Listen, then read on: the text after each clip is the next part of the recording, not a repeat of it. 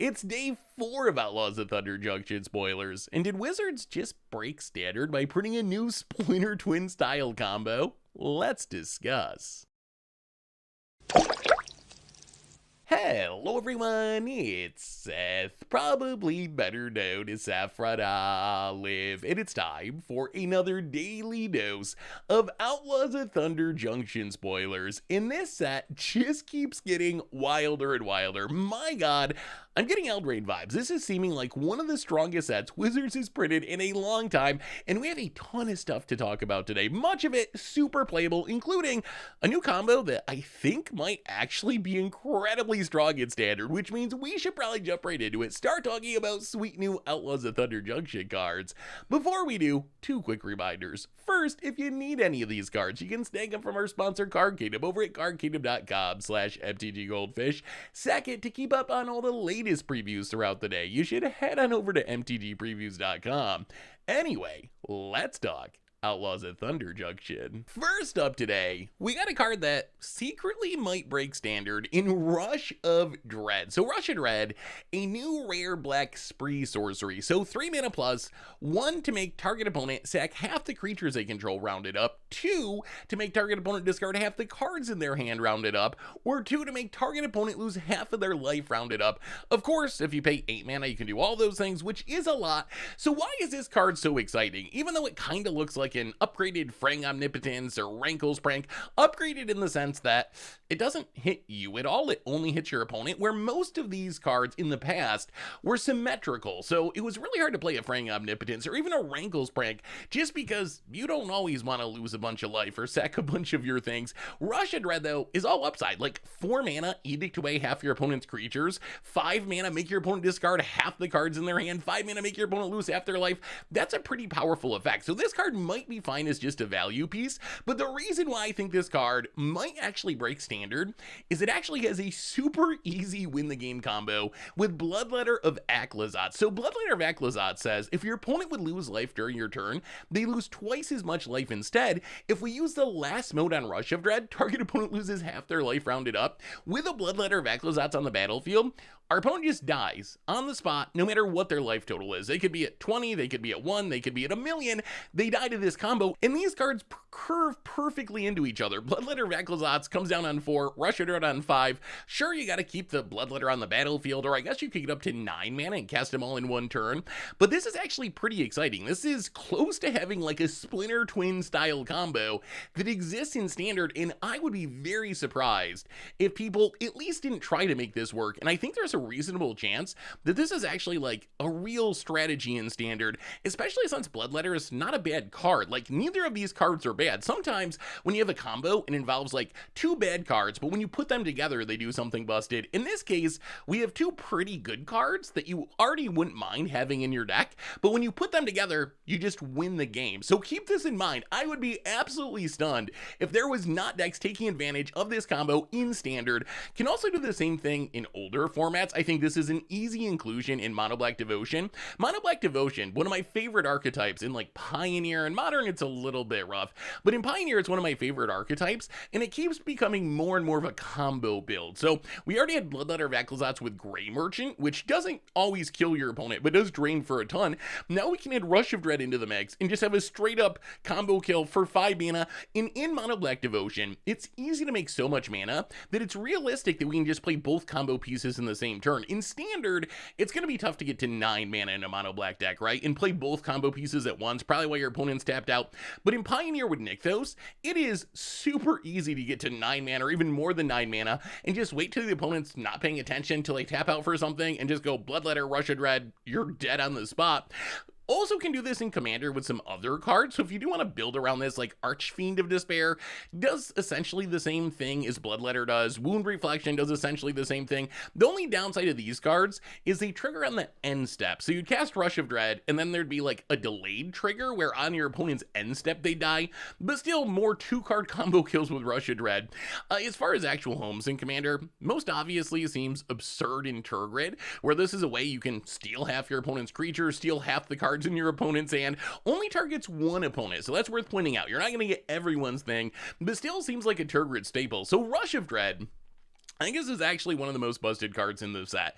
I think it's good enough as a value card, like a Fraying Omnipotence that only hurts your opponent, already has a lot of upside, and then it has all these easy combos built in. So keep an eye on this card. I would be very surprised if this card was not making waves in Standard and probably in Pioneer too. Next up, we got a new mythic equipment in Assimilation Aegis. So 3 mana. It's an Azorius equipment, so 1, a white and a blue. It says when it ETBs, exile up to 1 target creature until it leaves the battlefield, and then when it becomes attached to a creature, for as long as it remains attached, the creature becomes a copy of the creature exiled with it, and it's 2 to equip. So this card I think is pretty interesting. It's kind of like an equipment Oblivion Ring, also shares some similarities with Blade of Shared Souls. I don't know if you remember the Blade of Shared Souls combo deck that we played, where it was built around using Blade to like intentionally legend rule ourselves, with something like Itsushi on the battlefield, Mondrak to go infinite. You can kind of do something similar with Assimilation Aegis. The only problem is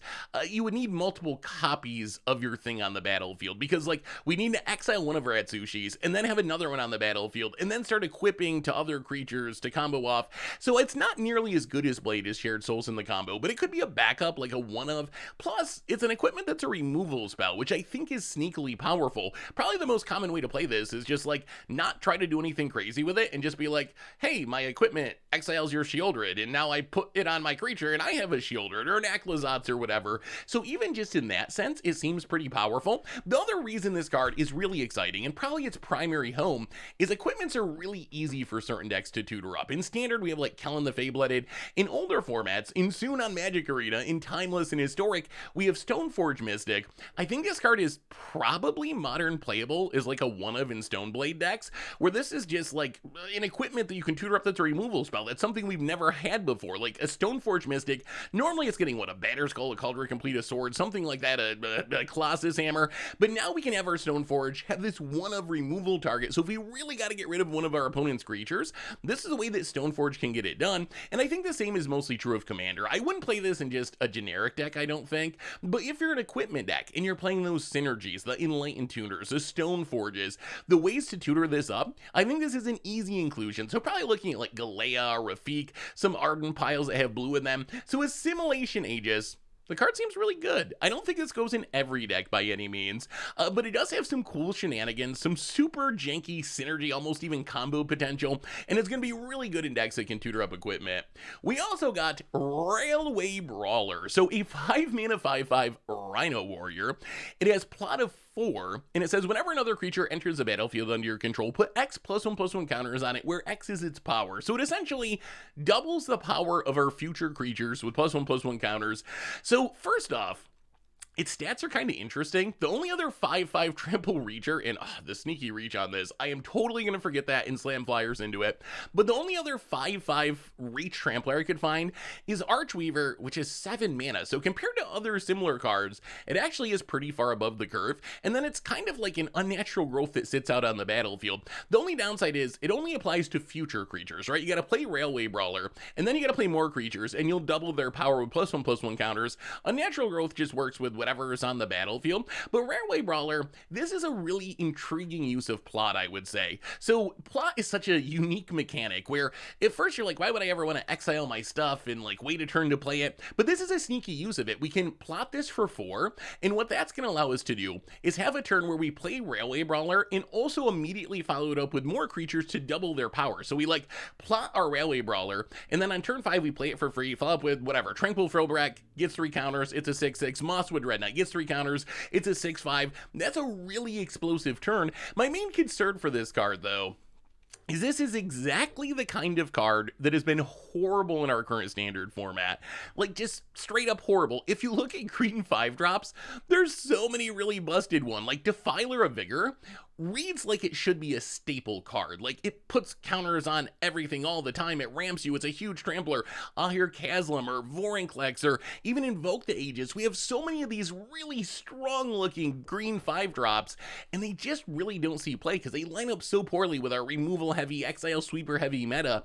So I'm worried that Railway Brawler might find the same fate as these cards, where it's a strong card that looks pretty playable and has some sweet synergies, but it's a green card, so it just doesn't work in our current standard. Where this card will shine though, I think, is in +1/+1 counter commander decks. So if you're playing like Sovereign Onatek Owl or like Skullbriar, it's kind of absurd with Skullbriar, right? You like have your Skullbriar, dies a few times, it starts getting counters, and then you get down to a Ragweed Brawler, you play your Skullbriar, it's gonna double the amount of counters on it, it's gonna get absolutely massive, then you do it again, then you do it again, and you just make the biggest, hastiest Skullbriar ever. Works well in Hamza, so I think at a minimum, really good in +1/+1 counter commander decks. And like I said, I do like plot on this card. I think there is actually an upside to plotting. Not only do you get a mana discount on it, where the plot is 4 rather than 5 to cast it, but casting this on 5 is kind of bad, right? You're not gonna have the mana to follow it up. So most of the time what's gonna happen, if you just run this out as a 5-drop, it's just gonna die, or your opponent's gonna Sunfall before you get to do anything. But if you plot it, you can set up for this big combo turn. And I didn't even mention there are +1/+1 counter synergies in Standard, so I'm still skeptical that this will make it. The +1/+1 counter decks tend to be pretty aggro. Do they even want this 4/5 drop? Your hand's gonna be empty by the time this comes down. So this is a card that I'm afraid is a powerful looking card that just might not actually have a home because it's in the wrong colors and it just works the wrong way to really compete in Standard. But worst case, sweet shenanigans in +1/+1 counter commander decks. We also got Pillage the Bog, which is a really simple, but I think really powerful card. So it's a Ghired card, a black and a green mana for a sorcery that says, look at the top X cards of your library, where X is twice the number of lands you control. Put 1 in your hand, the rest on the bottom in a random order. You can also plot it for 3 for some reason if you want to.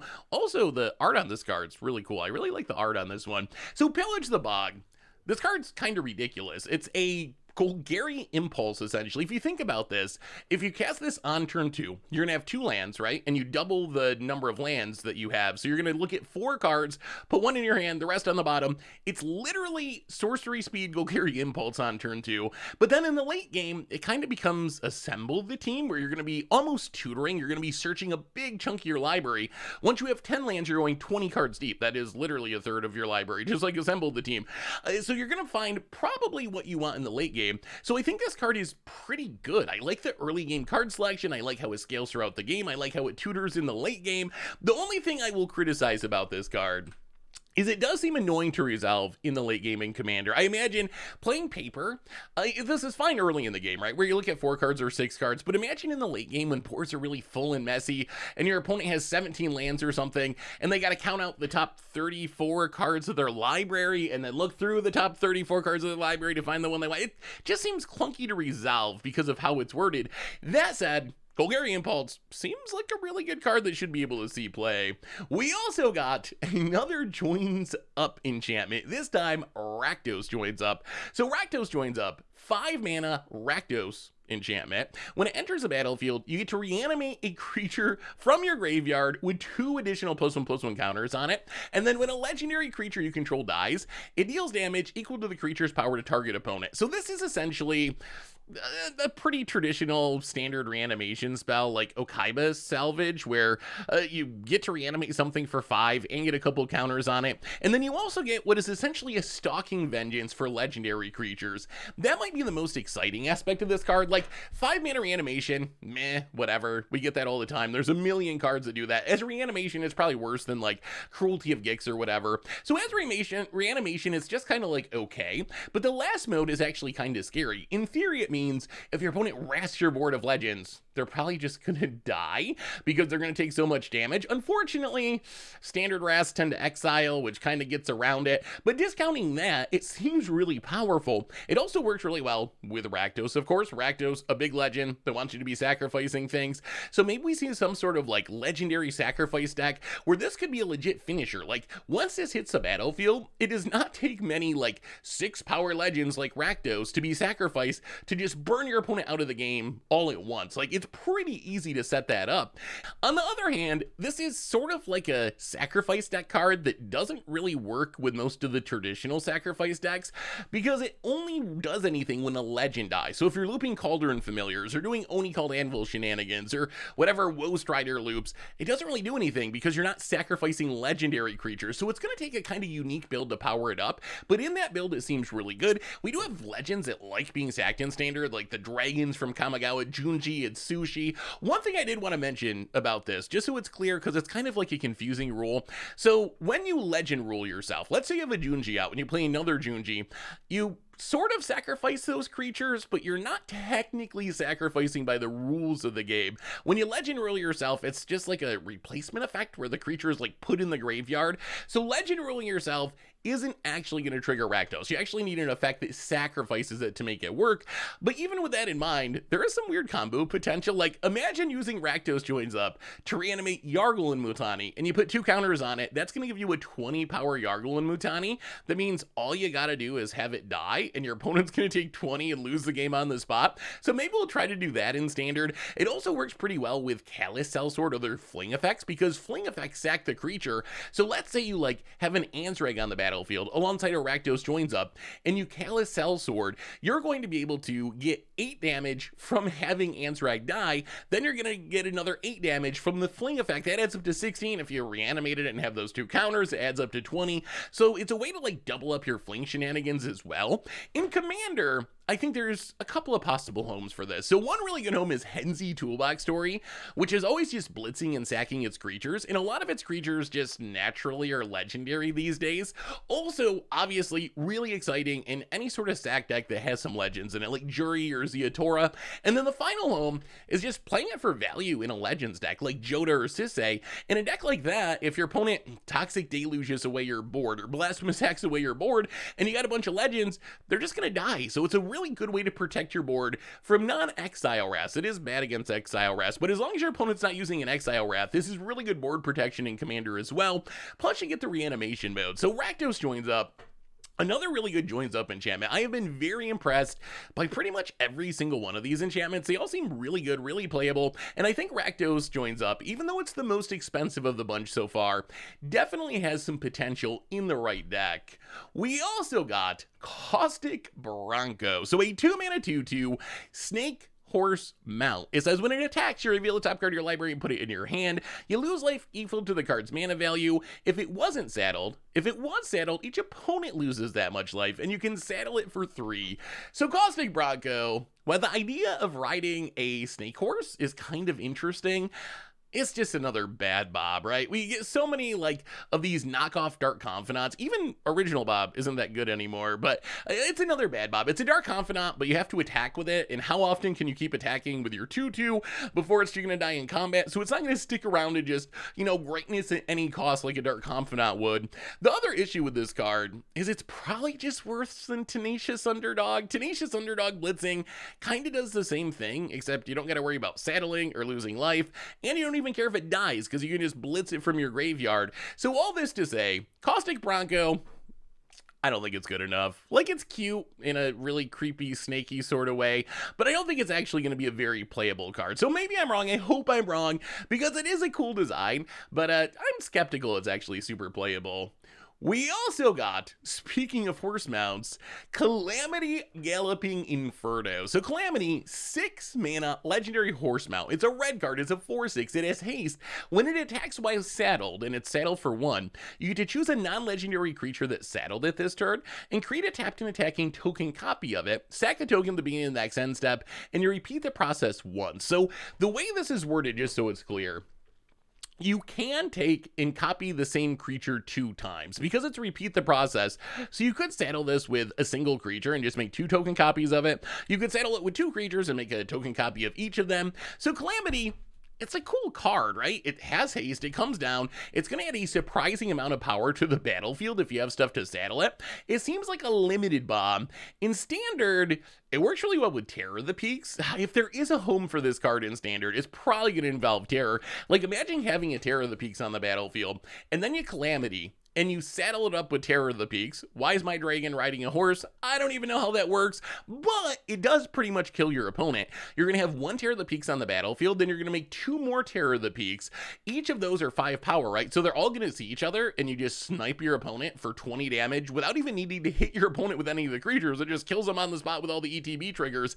So that could be a thing. The only downside is most red decks in Standard are pretty aggro. So it's going to take a new kind of red deck to make this work, but the combo with Terror of the Peaks is exciting enough that maybe we do see some sort of big red deck, big rule deck that's just trying to like combo this with Terror of the Peaks, but it's not going to fit in like a Monastery Swift Spear deck or even a War Leaders Call Boros deck. It's just not enough mana to really make it work. So Calamity, It's a cool card. I'm a little worried it's too expensive for standard, but it definitely has some potential with Terror of the Peaks. Next up, we got a new plot card in Pitiless Carnage. So Pitiless Carnage, a 4-mana black sorcery, except you can plot it for 3 mana, and it says sack any number of permanents you control, and then draw that many cards. So this is essentially reprocess, somewhat upgraded, got Eternal Bantu's ETB trigger on a sorcery.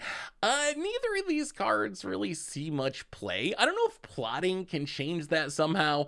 I'm not really sure what plotting does. I guess you could like plot this and then use your mana the next turn to try to make like a bunch of tokens to sack or something. So maybe, I mean, plot is a strict upgrade, right, over reprocess. It is an upside. Whether or not it actually makes the card significantly more playable, I'm not sure.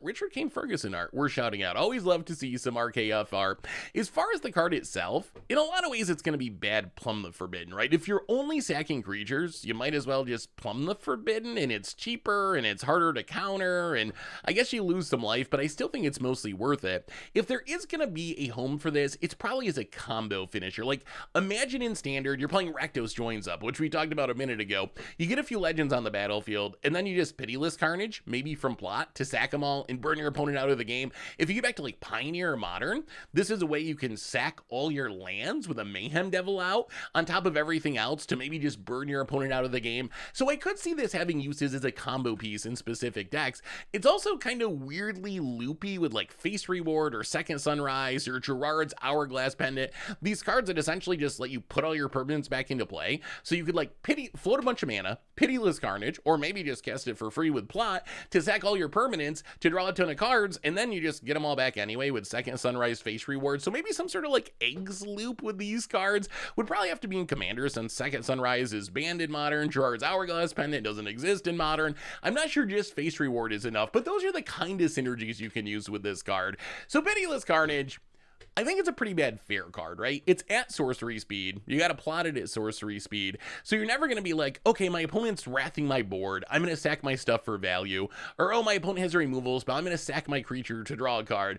That's not really going to work with this. But especially with that plot cost, letting you cast it for free, I could see a way where you set up this like, I plot Pitiless Carnage, I play my double Mayhem Devil, I sack all my lands, I kill you on the spot. So I think it does have some combo potential. We also got a new Kaervek, and Kaervek the Punisher. So a 3-mana 3/3 legendary human warlock. It says whenever you commit a crime, exile up to 1 target black card from your graveyard and copy it. You may cast the copy. If you do, you lose 2 life. So this card, it's worth pointing out because I've seen a lot of misconceptions about this. You do have to pay the mana for the card. You don't get to cast it for free. I think people at first kind of compared it to Toshiro Umezawa, and Toshiro Umezawa isn't the worst comparison. Whenever one of your opponent's creatures goes to the graveyard, you can play an instant card from your graveyard. If it would put in the graveyard this turn, remove it from the game instead. So Kaervek is kind of similar. You can like cast a removal spell to kill one of your opponent's creatures, which would be committing a crime, and then cast like another removal spell from the graveyard to kill another one. But it is worth mentioning as a reanimation effect, this isn't very good. It's not going to be great at like getting big things back from your graveyard because you do have to spend the mana. The other thing I want to mention about this is just how the timing of it works. So Kaervek the Punisher, when you commit a crime, you have to exile a black card from your graveyard. You can copy it, play it, blah, blah, blah, blah, blah. So let's say you have a Kaervek out and you duress your opponent. You duress your opponent. Targeting your opponent with duress is committing a crime. The thing is, you can't cast the same duress with Kaervek's ability because when the crime trigger goes on the stack, duress is also still going to be on the stack. So you're not going to be able to loop the same spell, which is something you could kind of do with Toshiro, where you'd like cast a removal spell, your opponent's creature would die, the removal spell would be in the graveyard, and then you can just immediately cast the same spell again to kind of like panharmonica on your removal spells almost. What you can do with Kaervek though is like get Kaervek down, duress your opponent to commit a crime, and cast a Go for the Throat from the graveyard. Or if you had 2 duresses where one was already in the graveyard, you could duress your opponent and then cast the second duress with Kaervek. So there's definitely a lot of value you can get here in some sort of mono black deck. Also worth mentioning, this is one of the only crime cards that doesn't have the once per turn restriction, but that's because it's got a bunch of other restrictions, right? If you use its ability, you got to spend 2 life, and you got to exile the card from your graveyard, so it's not like you can keep looping the same thing. So I think Wizards assumed, yeah, we'll let you use it multiple times in a turn, but you're not going to be able to use it that much because you're going to kill yourself by losing 2 life and run out of cards to use anyway. So as I mentioned before, this is going going to be at its best, not in a reanimation deck that's trying to like get an Atraxa or a Grizzlebrand, because you got to pay their whole mana cost. It's just too slow. But this can offer a lot of value with like smaller things, Deep Cavern Bats or Blood Tithe Harvesters. Remember, unlike Toshiro Umezawa, this isn't restricted to instants and sorceries or spells. You can get any black card from your graveyard. So you can like Blood Tithe Harvester to kill something. And this is actually one of the ways where Kaervek does work with the same effect. So you stack your Blood Tithe Harvester to kill one of your opponent's things. Because sacrificing Blood Tithe Harvester is part of the cost, it'll be in the graveyard by the time you commit the crime, and then you can cast the Blood Tithe Harvester again and get it back and like repeat the process the next turn. So I think that's where Kaervek is really going to shine. And if you look at like a tier Rakdos deck in Standard, it's already committing a lot of crimes, like Deep Cavern Bat, Blood Tithe Harvester, Graveyard Trespasser, Crimin on the Graveyard, Cuts Down, Go for the Throw, Long Goodbye. So it's not like you really have to build around this card. You can just slot this into a normal deck and probably get enough value out of it to make it worth it. The only question is really going to be, how does it compete with the rest of the black 3-drops? We're in Big Standard now, and as much as I like some of the parts of Big Standard, like these synergies developing from older sets that wouldn't have existed before, one of the downsides of Big Standard is there's just like a lot of black 3-drops. So a card like Kaervek, even if it's good, and I think it is good, is it better than Preacher of the Schism, and Graveyard Trespasser, and Gix, and Lord Skitter, and Liliana, and a bunch more cards I didn't even mention? So my guess is that Kaervek will see play in Standard. It's going to be at its best in mono black, although like a Rakdos deck is black heavy enough that you can probably still use it in like Rakdos, maybe Golgari. Golgari gets worse because you got a lot of actual mono greed cards, but my guess is this card is more of like a one-of. It is legendary, but this feels like a nice like late game card. It's a 3-drop that you don't even really want to play on turn 3. You want to like play it on turn 5 or turn 6, where you can play this, crime your opponent, cast something from the graveyard right away. So I think this card is certainly powerful enough to see play in Standard. There's just a lot of good black 3-drops, so my guess is this is like a one-of alongside your Preacher of Schisms, or maybe a 2-of, like we see with Gix or Lord Skitter sometimes, where these cards show up, but since they're legendary, you're only playing like a single copy of them most of the time. So Kaervek, a good card, but a lot of competition for its slot.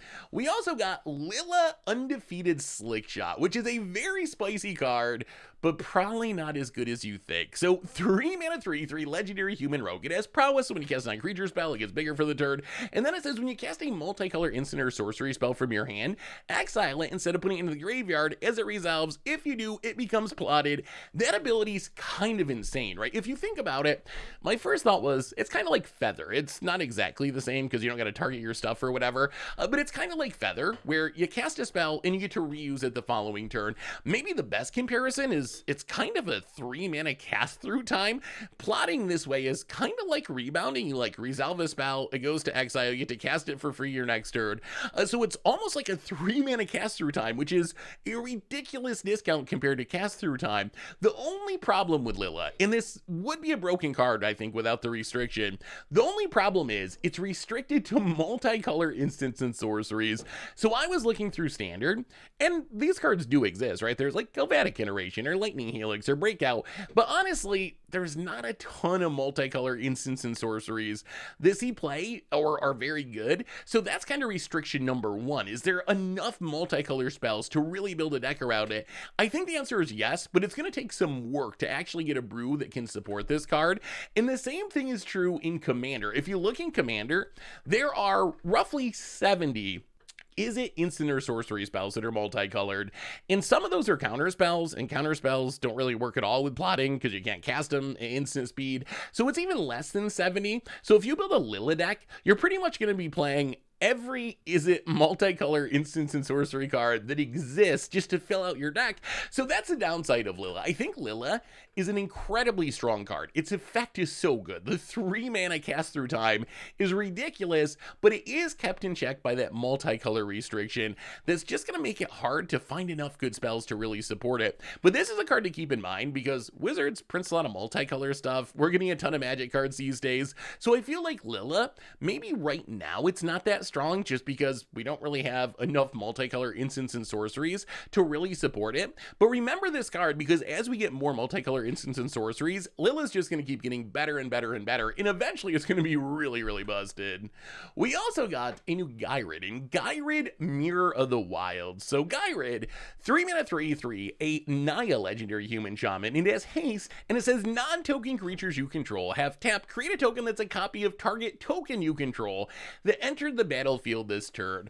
So Ghired, another combo card, so many combos. As far as standard is concerned, no combos that I found with this card, but I think what you do with it in standard is just try to make a big token copy of something. We have cards like Jaxus or Sea Double or Apprentice's Folly or Croaking Counterpart that can make token copies of pretty large things, and then all your non-token creatures can just like tap to make a copy of it. And remember that token copy doesn't go away. It's not until like end of turn. It's got the restriction on timing where you have to copy a token that entered the battlefield this turn, but once you make a copy of it, it sticks around forever. So if you can use Jaxus to make a copy of some massive 7-drop or whatever, you can just tap all your non-token creatures to make copies of it, and Ghired comes down with haste so you can use it right away. So I think that's what you do with this card in standard. Once you get outside of standard, there's actually a bunch of ways to go infinite with this card. So the easiest way is Midnight Guard or Sunstrike Legionnaire. So these are creatures that whenever a creature comes into play, you get to untap. They're also non-token creatures. So if you have Ghired in either one of these cards, all you need is any token to enter the battlefield this turn. You cast a Lingering Souls, let's say, so you get a Spirit token, and what you do is you can tap the Midnight Guard to make a copy of the token. The token coming into play will untap the Midnight Guard, and then you do it again, and you do it again, and you do it again. You make infinite copies of the token. It's essentially Kiki Jiki Deceiver Exarch combo. So I think if you're playing Ghired in Commander, Midnight Guard, Sunstrike Legionnaire, gonna be literally the best cards in your deck. The one downside of this combo, unlike Kiki Jiki or Splinter Twin combo, is all the token copies that you're making do not have haste. So if you Midnight Guard Lingering Souls, you're gonna make infinite spirits, but those spirits aren't gonna be able to attack right away. So you gotta wait a turn unless you have a haste enabler on the battlefield.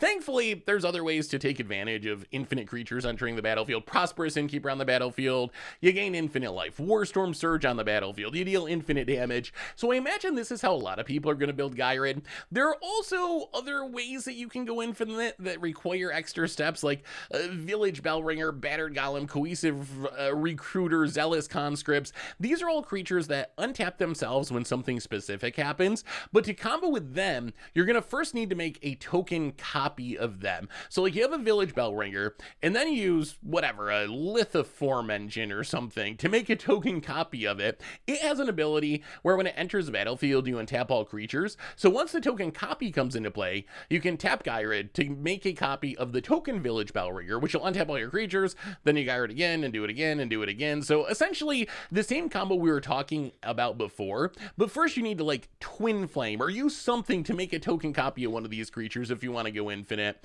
Otherwise, it's kind of cute and just a big token deck, kind of like original Ghired, where original Ghired, because of its populatability, it's really like a go big token deck. We have a lot of go wide token decks, where it's like make a ton of small tokens, overwhelm your opponent. Ghired's always been more like make really big tokens for me to copy, and new Ghired's kind of the same. If you make an 8/8 Beast with Godsire, or a 10/10 Eldrazi with Desolation Twin, gonna be pretty awesome with Ghired, because you can copy it for free just by tapping your commander. So I think you'll play the Gyrids with each other. If you got an OG Ghired deck, you're probably going to put new Ghired in it. If you build new Ghired, you probably put OG Ghired in it. So all around, I really like this card. Combo potential, value potential, does something unique, should be fun in standard. I don't know if it'll be super competitive in standard, probably more of an against odds card in standard, but certainly a sweet commander build around. As far as lower rarity cards, a couple I want to mention just super briefly. Magebane Lizard, kind of an intriguing hate card. So with 2 mana 1/4 in red, it's a lizard. It says when a player casts a non-creature spell,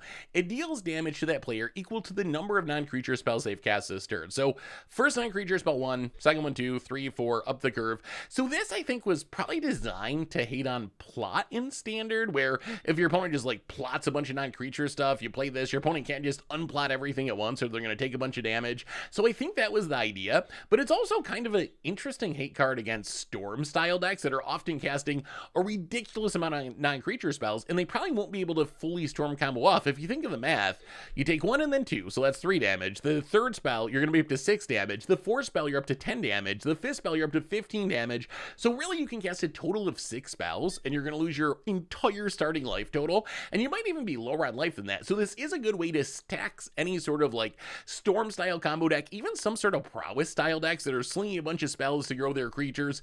And as a 1/4, it's actually a pretty good blocker against prowess-style decks. So I think this card's worth keeping in mind. Also worth mentioning, it does hurt you as well. This is symmetrical, so if you're playing some sort of spellslinger deck, you probably don't want to run this card because it's going to burn you out of the game too. We also got Requisition Raid, which is a super simple one. It's a uncommon white spree card. So it's white plus 1 to blow up an artifact, 1 to blow up an enchantment, or 1 to put a +1/+1 counter on each creature target player controls. And the reason this card's interesting is it's kind of like a mono white wear tear. The downside is it is a sorcery, but you do get the upside of potentially being able to use the last spree mode to also grow your creatures. So probably not quite as good as actual wear tear, especially since it doesn't get around Chalice of the Void like wear tear. But I do think it's worth keeping in mind as a potential hate card, even outside of standard. It's kind of like a very flexible disenchant type card. Last and probably least, a bunch of lower rarity stuff. You can check it all out over at MTGPreviews.com. And anyway, that brings us to the end of our daily Outlaws of Thunder Junction spoilers for today. And I gotta say, this set keeps getting more absurd. It keeps getting better. Today we have like multiple combo kills in standard. This set is absolutely wild. I love it so much. What a strong, almost overpowered style set. But I want to know what you think. What do you think about the combos? Are they gonna break standard? What did I miss? What's your favorite card of the day? Let me know in the comments. Thanks for watching, everyone. I hope you enjoyed it, and I'll be back tomorrow with even more Outlaws of Thunder Junction spoilers. So until then, have a spectacular day, and I will talk to you soon. Looking for even more magic? Well, you can check out yesterday's spoiler video right here, or maybe the Against the Odds where I exploded Yargle's corpse on a ill-tempered loner.